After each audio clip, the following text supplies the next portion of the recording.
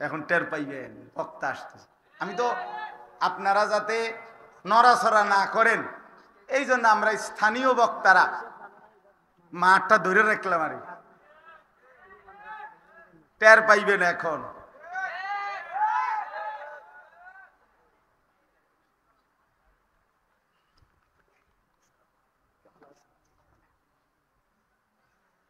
মাশাআল্লাহ, নাম বলার কোনো দরকার আছে নি?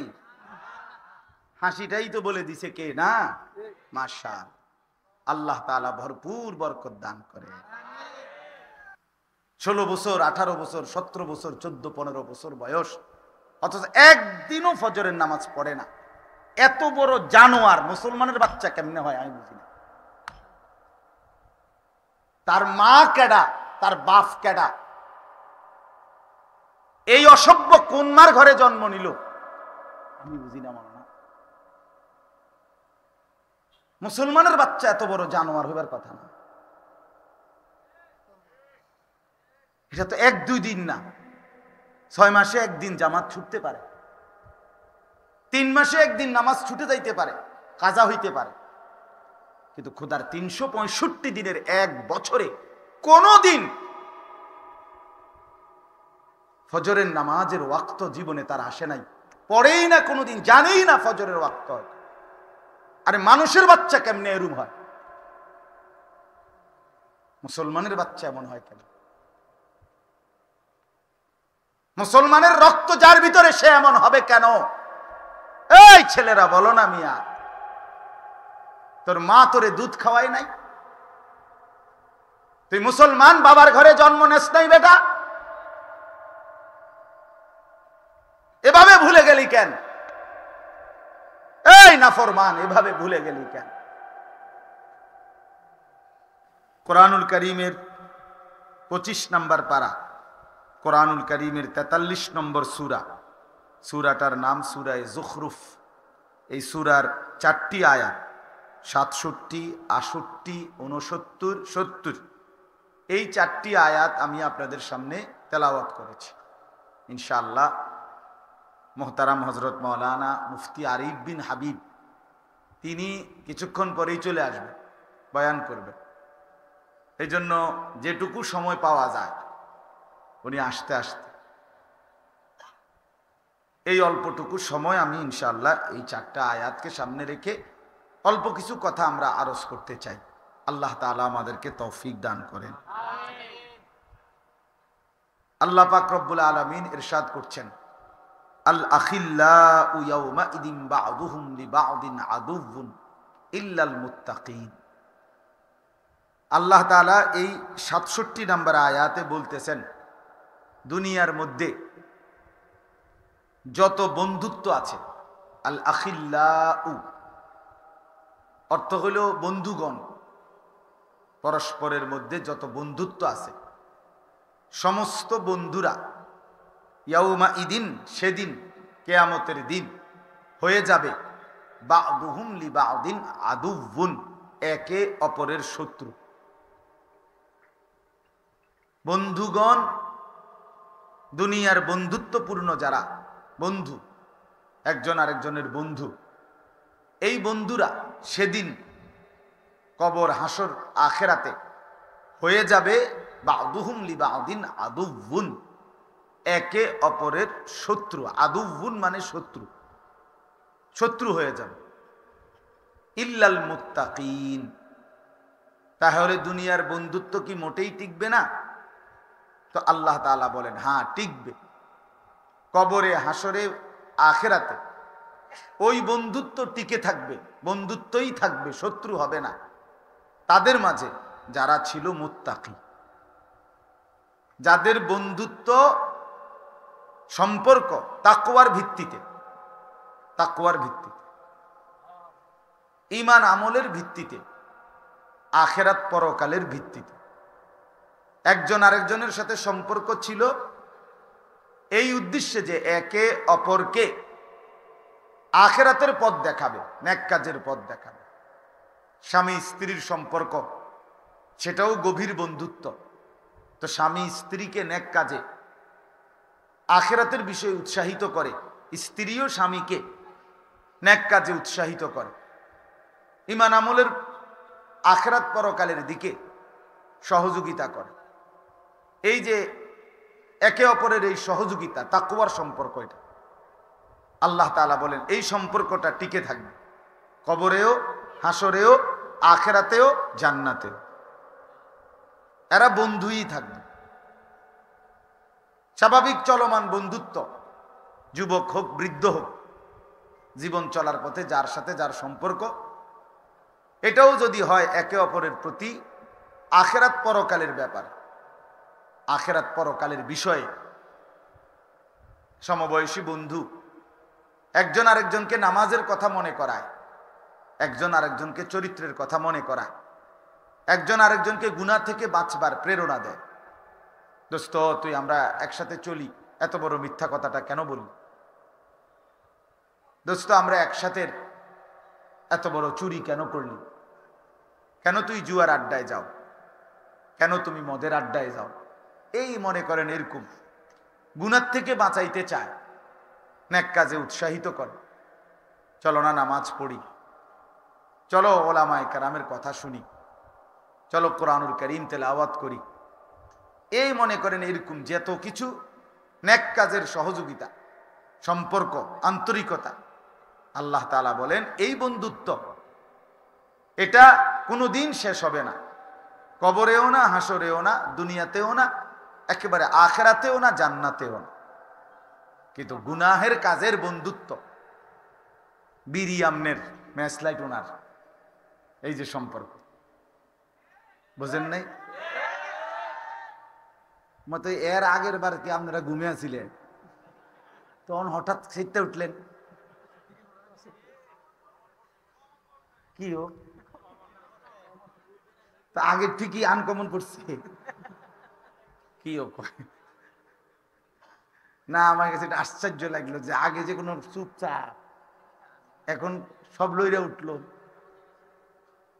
তাইলে বিড়ি একজনের, ম্যাচ লাইট কি আর দোস্ত, অসুবিধা নাই, মিল্লা জিল্লা দোনো জানে। আর এমনি তো আমরা মিল্লা জিল্লা কুমিল্লা, ঠিক না?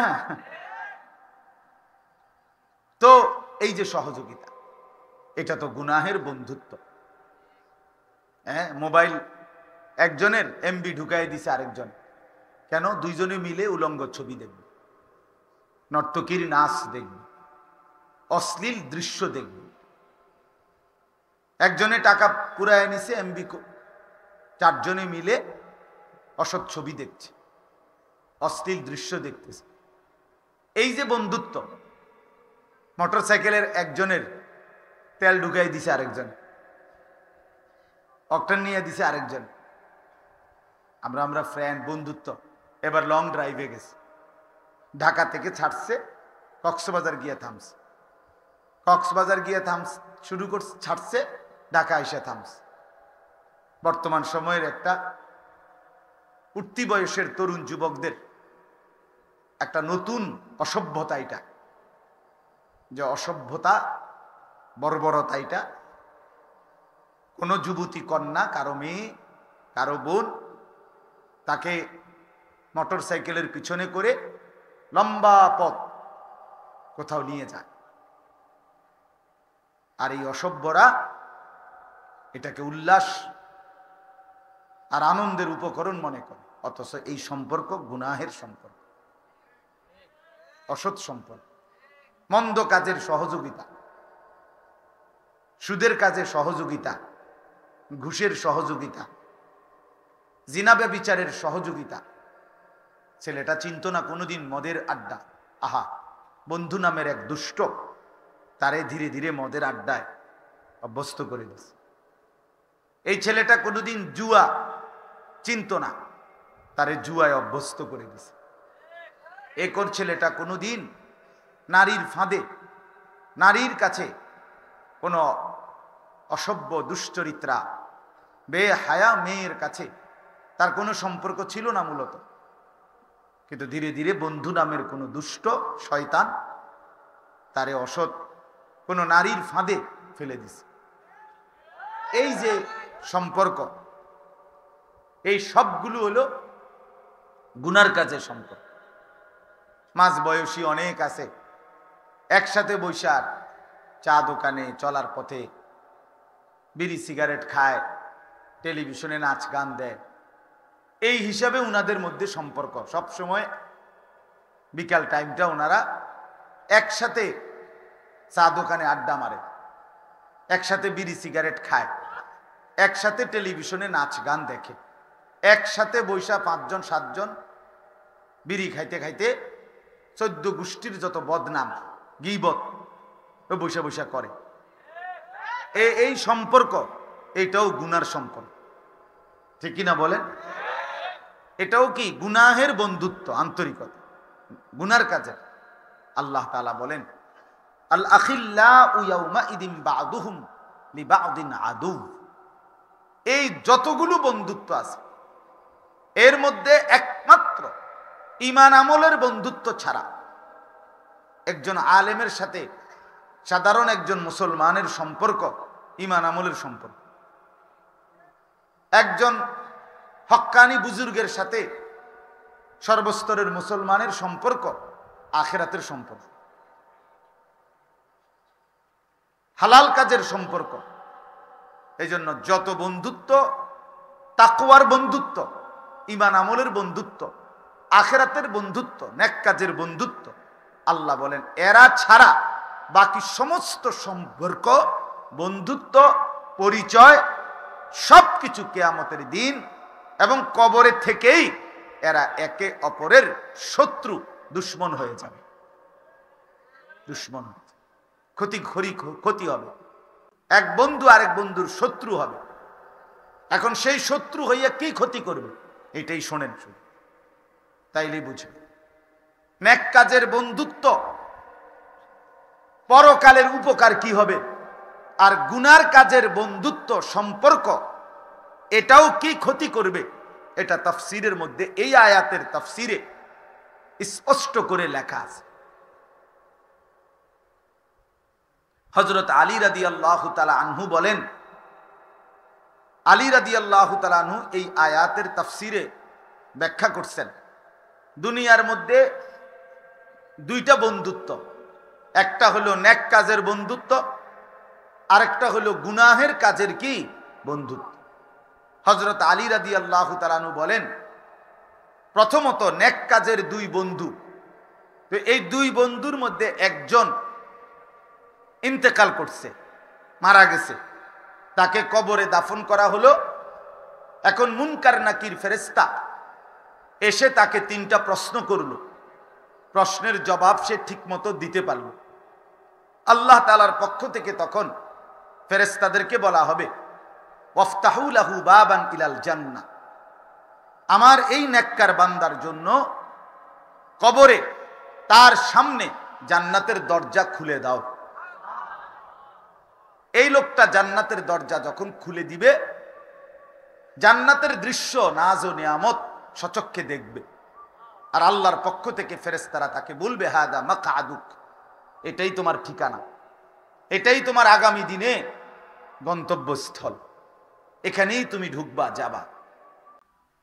কথাটা খেয়াল করেন ভাইয়া, নওজোয়ান তোমরাও খেয়াল করো, দোস্ত আমার, কিছুক্ষণের জন্য ডানে বামে তাকাইও না ভাই, পাশের ছেলেটার সাথে কথা বইল না,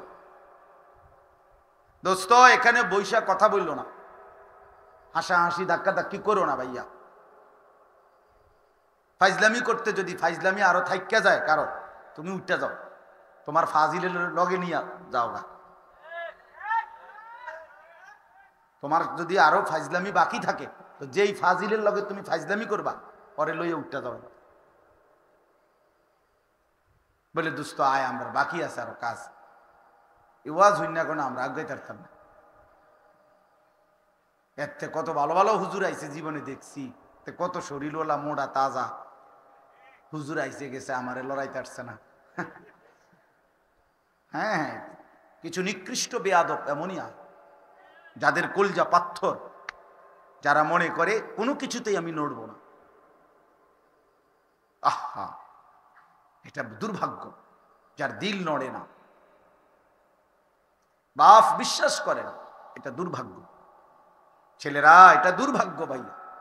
এত অল্প বয়স, 16 বছর, 17, 18 বছরে কলিজা যদি এত পাথর হয়ে যায়, 40 বছর পরে তোমার দিল কি হবে? মাত্র 16 বছর, 18 বছর, এখনই তোমার শরীর, মন আল্লাহর নাফরমানির উপরে এত শক্ত হয়ে গেল। আস্তাগফির, হায় হায় হায় বদনসিব। এরপরে কই যাবে? 30 বছর পরে কি হবে? আমি তো এই জন্য প্রতিদিন বলি, 16 বছরের, 14 বছরের, 18 বছরের যে ছেলেটা খোদার 365 দিন, 1 বছর টানা,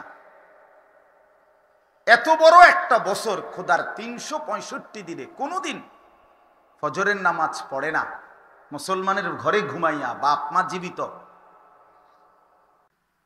16 বছর, 18 বছর, 17 বছর, 14, 15 বছর বয়স, অথচ একদিনও ফজরের নামাজ পড়ে না। এত বড় জানোয়ার মুসলমানের বাচ্চা কেমনে হয় আমি বুঝি না। তার মা কেডা, তার বাপ কেডা? এই অসভ্য কোন মার ঘরে জন্ম নিল আমি বুঝি না। মানা মুসলমানের বাচ্চা এত বড় জানোয়ার হইবার কথা না। এটা তো 1-2 দিন না, 6 মাসে একদিন জামাত ছুটতে পারে, 3 মাসে একদিন নামাজ ছুটে যাইতে পারে, কাজা হইতে পারে, কিন্তু খোদার 365 দিনের 1 বছরে কোনদিন ফজরের নামাজের ওয়াক্ত জীবনে তার আসে নাই, পড়েই না কোনোদিন, জানেই না ফজরের ওয়াক্ত হয়। আরে মানুষের বাচ্চা কেমনে এরূপ হয়? মুসলমানের বাচ্চা এমন হয় কেন? মুসলমানের রক্ত যার ভিতরে, সে এমন হবে কেন?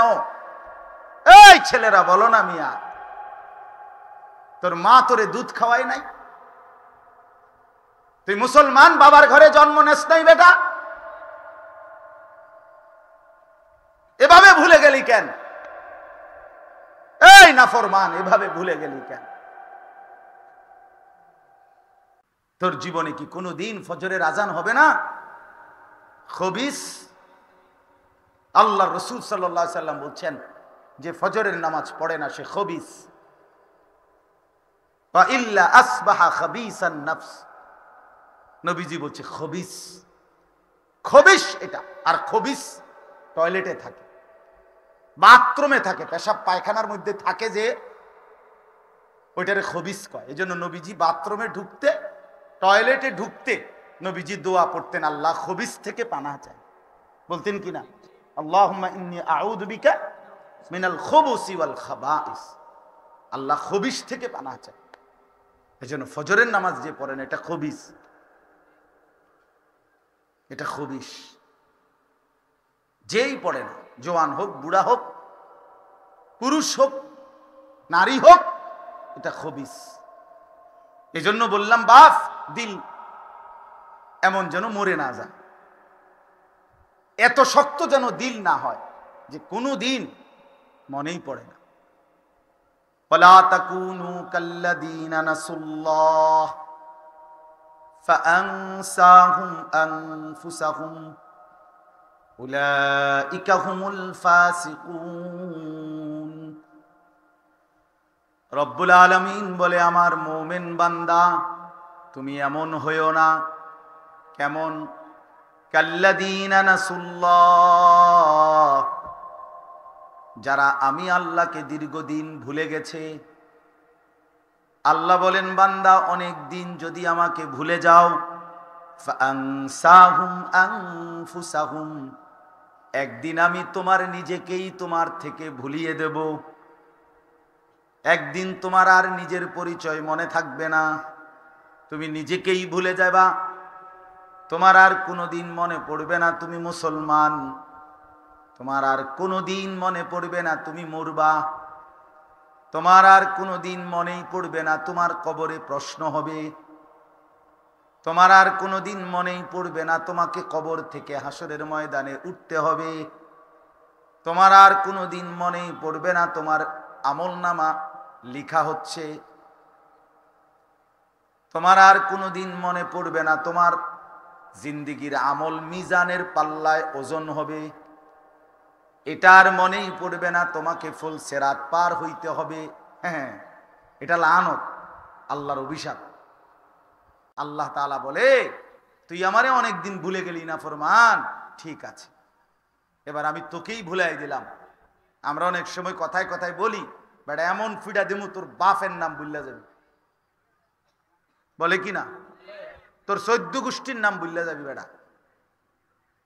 আল্লাহ বলছে, নাফরমান, তুই আমাকে ভুলে গেলি না, 1 বছরও মনে পড়লো না, 6 মাসেও মনে পড়লো না, ঠিক আছে, আমি তোরে তোর আত্মপরিচয়, তোর বংশ পরিচয়, তোর রক্তের পরিচয়, তোর জন্মের পরিচয় ভুলে দেব।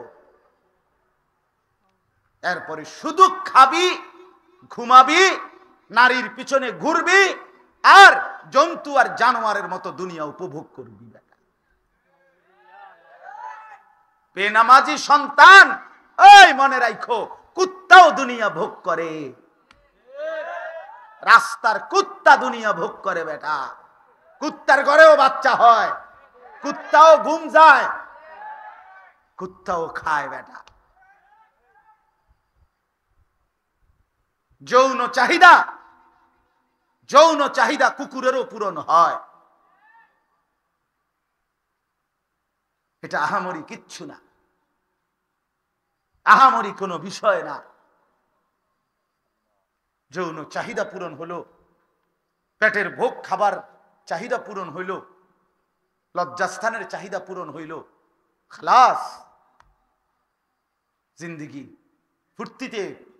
হ্যাঁ, এক এক ছেলে চলাফেরা দেখলেই বোঝা যায়। হেতের হিসাবে হইল যে আমার যেহেতু লজ্জাস্থানের যেই চাহিদা, নারী দেখে মজা পাওয়া, উলঙ্গ ছবি দেখে মজা পাওয়া, অশ্লীল দৃশ্য দেখে মজা পাওয়া, এটা যেহেতু অর্জন হইতেছে, আর কি আমার বাপের ইজ্জত আছে না নাই, মার ইজ্জত থাকবে, আমার বংশের ধর্মের ইজ্জত আছে না নাই, এটা আমার দেখার বিষয়। আমার তো শাহওয়াত পূরণ হইতেছে, আমার তো শরীর চাহিদা পূরণ হচ্ছে। নাউযুবিল্লাহ। এই জন্য বন্ধু আমার, বাপ আমার,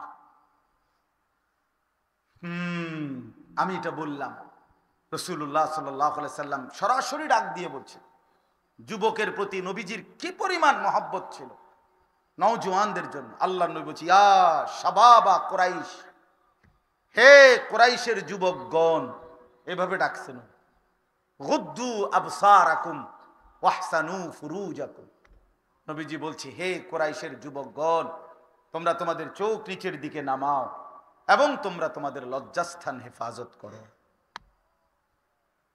যুবকদেরকে নবী, ইয়া শাবাবা কুরাইশ। নবী সাল্লাল্লাহু আলাইহি ওয়াসাল্লাম বলছেন, ইয়া মাশারাশ শাবাব, হে যুব সমাজ, এভাবে ডাক দিছে। হাদিস, বিশুদ্ধ হাদিস। ইয়া মাশারাশ শাবাব, হে যুব সমাজ, মানিস্তাতা মিনকুমুল বাআতা ফালিয়াতাযাওয়াজ। তোমরা যারা শারীরিকভাবে এবং আর্থিকভাবে বিবাহ করার সামর্থ্য হয়েছে, তোমরা দেরি করো না, জলদি বিয়ে করে ফেলো। বিবাহ লজ্জার বিষয় না, জিনা লজ্জার বিষয়। কথা বলেন না কেন? বিয়ে কোনো গুনাহ না, পরের মেয়ের পিছনে হাঁটা এটা গুনাহ। বিয়ে না জায়েজ না, বিয়ে আল্লাহ তাআলার হুকুম, রাসূলুল্লাহর সুন্নাত। বিয়ে ইবাদত। নবী সাল্লাল্লাহু আলাইহি সাল্লাম বলেছেন, স্বামী স্ত্রীর মিলন, স্বামী স্ত্রী মিলিত হওয়া, জৈবিক চাহিদা পূরণ করা, এটা পুরাটা আল্লাহর রাস্তায় সাদাকার সওয়াব। ওয়া ফি বুদ'i আহাদিকুম সাদাকা। রাসূলুল্লাহ সাল্লাল্লাহু আলাইহি সাল্লাম, এটা লজ্জা না, এটা অপমান না, এটা বেইজ্জতি না। নবী সাল্লাল্লাহু আলাইহি সাল্লাম উৎসাহিত করছেন। কোরআনে আছে, ওয়া আনকিহুল আয়ামা মিনকুম, তোমরা তোমাদের অবিবাহিতদেরকে বিবাহ করাও। কোরআনে আল্লাহ নিজে বলছে, মিয়া সাহেব, যদি অভাবের ভয় দেখো, অভাবে পড়ে যাবে, বিয়ে করলে সংসার চালাবে কেন, আল্লাহ নিজে বলছে, ফাসাউফা ইউগনিকুমুল্লাহ অচিরেই আল্লাহ তোমাদেরকে ধনী বানায় দিবে। কোরআনের আয়াত, সূরা নূরের আয়াত। হযরত ওমর রাদিয়াল্লাহু তাআলা আনহু তিনি বলতেন, ওমর রাদিয়াল্লাহু তাআলা আনহু বলতেন, তুমি বিয়ে করো নাই, অথচ তুমি তোমার অভাব দূর করবা, এটা কিভাবে সম্ভব? এখন টের পাইবেন বক্তা আসতেছে। আমি তো আপনারা যাতে নড়াচড়া না করেন এই জন্য আমরা স্থানীয় বক্তারা মাঠটা ধরে রাখলাম, আর টের পাইবেন এখন।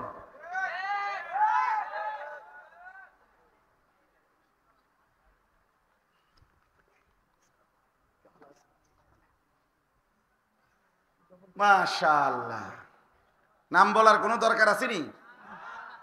হাসিটাই তো বলে দিছে কে না? মাশাআল্লাহ, আল্লাহ তাআলা ভরপুর বরকত দান করে।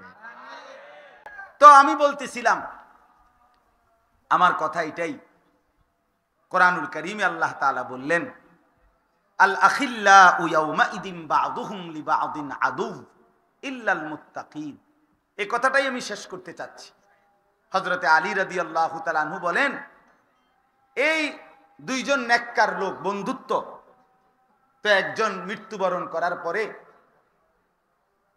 আল্লাহ তাআলা যখন বলবে ফেরেশতাদেরকে তার জন্য জান্নাতের দরজা খুলে দাও, তখন এই লোকটা জান্নাত দেখে নিজের জান্নাতের অবস্থান বুঝে সাথে সাথে তার দুনিয়ার সেই বন্ধুর কথা মনে পড়বে এবং বলবে সাথে সাথে আল্লাহর কাছে দোয়া করে, আল্লাহ, আমার অমুক নামে একটা বন্ধু ছিল, এই বন্ধুটা আমাকে দিবানিশি রাত দিন নেক কাজে, আখিরাতের কাজে, ঈমান আমলের কাজে উৎসাহিত করত, অনুপ্রেরণা দিত, বিনিময়ে আজকে আমি নেক আমল করে কবরে আসছি আর আমার জান্নাতের ঠিকানাটা আমি দেখতে পাইলাম।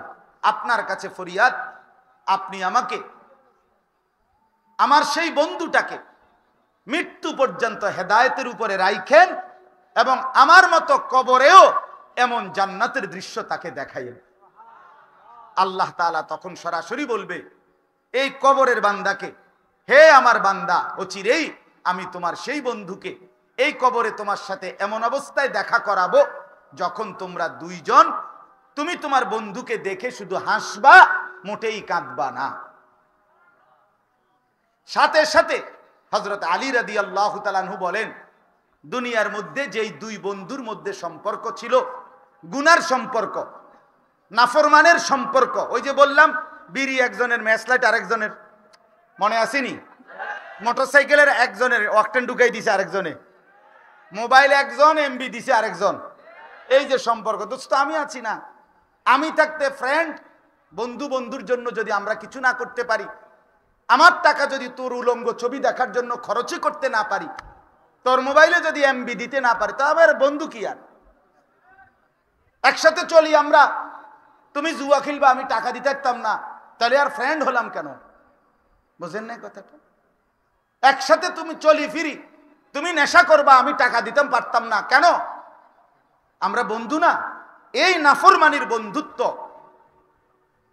এদের দুইজনের একজন মৃত্যুবরণ করলো, কবরে গিয়ে প্রশ্নের জবাব দিতে পারলো না। আল্লাহর পক্ষ থেকে বলা হবে, আমার নাফরমান বান্দার জন্য জাহান্নামের দরজা খুলে দাও। এই নাফরমান জাহান্নামের দৃশ্য দেখে যখন বুঝবে এটাই তার জাহান্নাম, তখন সে মনে পড়বে ওই অসৎ বন্ধুর কথা। তাফসীরে লিখছে, এই লোকটা তখন ওই আল্লাহ তাআলার কাছে দোয়া করবে, এই নাফরমান আল্লাহর কাছে কবরে দোয়া করে বলবে, আল্লাহ, আমার একটা বন্ধু ছিল যে দিবানিশি আমাকে গুনাহের কাজে, মন্দ কাজে উৎসাহিত করত, সহযোগিতা করত, এমনকি এই আখিরাত হবে না, কবর হবে না, আপনি মাওলার সামনে যেতে হবে না, এটাই আমাকে দিবানিশি বলতো মাওলা। আজকে তারই প্ররোচনায়, তারই উৎসাহে আমি দিবানিশি গুনাহের কাজ করে আজ আমি এই অন্ধকার কবরে জাহান্নামের দৃশ্য দেখলাম এবং আমি বুঝলাম এই জাহান্নাম আমার ঠিকানা। অতএব মাওলা, আপনার কাছে ফরিয়াদ, আপনার কাছে আরজি, আমার সেই অসৎ বন্ধুকে আপনি মৃত্যু পর্যন্ত হেদায়েত দিয়েন না, তারেও আপনি নাফরমানি অবস্থায় মৃত্যু দিয়েন এবং এই কবরে এনে আপনি তাকে আমার মতো পরিণতি করাইয়া এই জাহান্নাম দেখাইয়েন। তখন আল্লাহ তাআলা বলবে, হে বান্দা, অচিরেই তোমার সেই নাফরমান বন্ধুকে আমি তোমার সাথে একই পরিণতিতে এই অবস্থাতেই তোমার সাথে সাক্ষাৎ করাবো। নাউজুবিল্লাহ। কথা আমার শেষ বাপ। অতএব আজকের এই যুব সমাজ, নওজোয়ান সাথীরা, দোস্ত আমার, বন্ধু আমার, প্রিয় ভাই আমার এটা ফরিয়াদ, আমার এটা আহ্বান, তুমি নিজেও নষ্ট হইও না, তুমি কাউরে নষ্ট করো না, তুমি কাউরে চরিত্রহীন বানাইও না, তুমি কাউকে মদ, জুয়া, জিনা, ব্যভিচারের আড্ডায় নিও না, তুমি কারো জিন্দেগি বরবাদ করো না, আখেরাত নষ্ট করো না, বরং সবাই মিলে একে অপরকে নেক কাজের প্রতি উৎসাহিত করি। আজকের যুবকরা আলহামদুলিল্লাহ অনেক মেহনত করে, আমি সব জানি, শুনছি, এবং আমি এই গ্রাম সম্পর্কে, এই গ্রামের সার্বিক হালাত সম্পর্কে বিস্তারিত জানি, ইতিপূর্বে বারবার আসছি। অতএব যেই যুবকরা, আজকে নওজোয়ানরা এত সুন্দর, বাংলাদেশের শ্রেষ্ঠ, আমি আগেই বলছি, আমাদের মোহতারাম হযরত মাওলানা মুফতি আরিফ বিন হাবিব, তিনি আসবার আগেই আমি যা বলার আপনাদের কাছে বলেছি।